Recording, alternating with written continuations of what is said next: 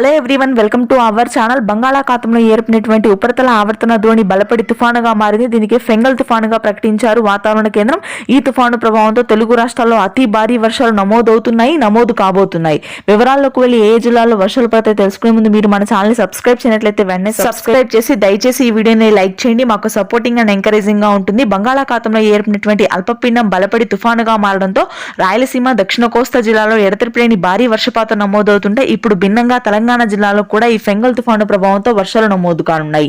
ముఖ్యంగా ఈశాన్య మధ్య తెలంగాణ జిల్లాలు, పశ్చిమ తెలంగాణ జిల్లాలో అతి భారీ వర్షాలు నమోదు కానున్నాయి రానున్నటువంటి 24 గంటల పాటు. జిల్లాల వారీగా చూసినట్లయితే ఖమ్మం, భద్రాద్రి కొత్తగూడెం, సూర్యాపేట, మహబూబ్ నగర్, వనపర్తి, నాగర్ కర్నూల్, మేడ్చల్, మంచిర్యాల, జనగామ, సిద్దిపేట, మెదక్, సిరిసిల్ల, జగిత్యాల, మంచిర్యాల, ఆసిఫాబాద్, ములుగు, భద్రాద్రి కొత్తగూడెం, హన్మకొండ ప్రాంతాల్లో భారీ నుంచి అతి భారీ వర్షాలు ఈ రోజు రాత్రి, రేపు తెల్లవారుజామున నమోదు కానున్నాయి. మధ్యాంధ్ర గుంటూరు, కృష్ణా, కోనసీమ ప్రాంతాల్లో తేలికపాటి వర్షాలుంటాయి.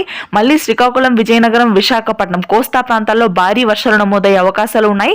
రాయలసీమ, దక్షిణ కోస్తా ప్రాంతాల్లో ఇప్పటికే 250 మిల్లీమీటర్ల రికార్డు స్థాయి వర్షపాతానికి లోతట్టు ప్రదేశాలన్నీ జలమయమయ్యాయి. రెడ్ అలర్ట్ ని ప్రకటించింది వాతావరణ కేంద్రం. Thanks for watching this video. 3 రోజులు వర్షాలుంటాయి.